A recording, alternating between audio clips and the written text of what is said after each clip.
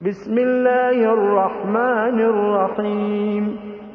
هل أتى على الإنسان حين من الدهر لم يكن شيئا مذكورا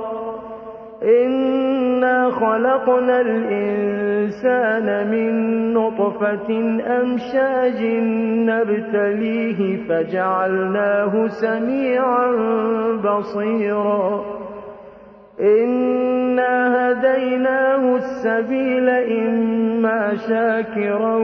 وإما كفورا إنا أعتدنا للكافرين سلاسل وأغلالا وسعيرا إن الأبرار يشربون من كأس كان مزاجها كافورا عينا يشرب بها عباد الله يفجرونها تفجيرا يوفون بالنذر ويخافون يوما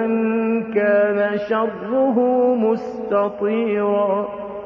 ويطعمون الطعام على حبه مسكينا ويتيما وأسيرا إنما نطعمكم لوجه الله لا نريد منكم جزاء ولا شكورا إنا نخاف من ربنا يوما عبوسا قمطريرا فوقاهم الله شر ذلك اليوم ولقاهم نضرة وسرورا وجزاهم بما صبروا جنة وحريرا متكئين فيها على الأرائك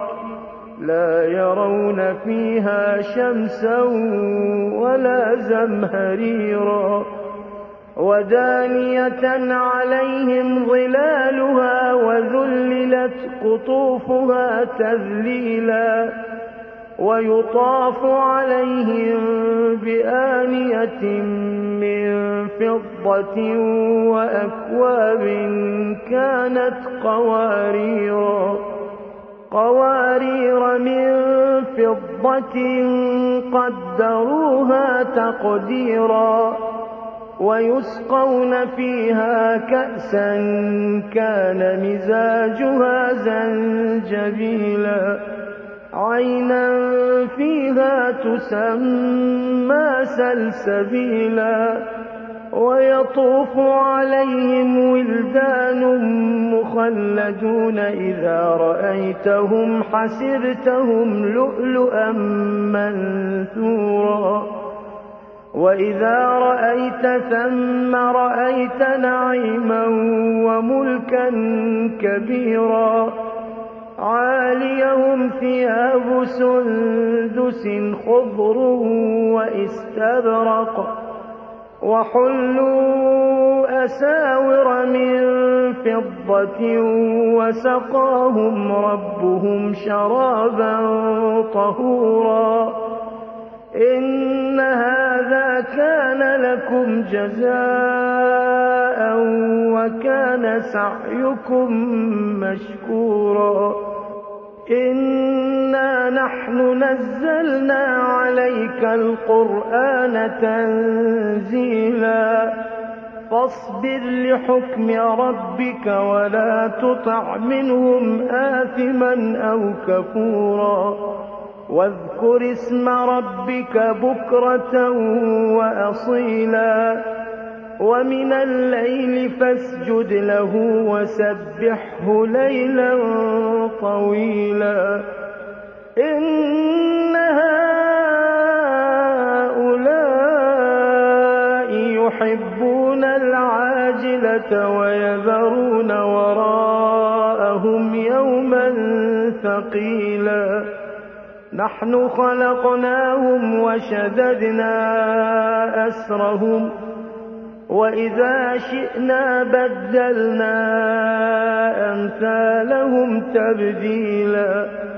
إن هذه تذكرة فمن شاء اتخذ إلى ربه سبيلا وما تشاءون إلا أن يشاء الله إن الله كان عليما حكيما يدخل من يشاء في رحمته والظالمين أعد لهم عذابا أليما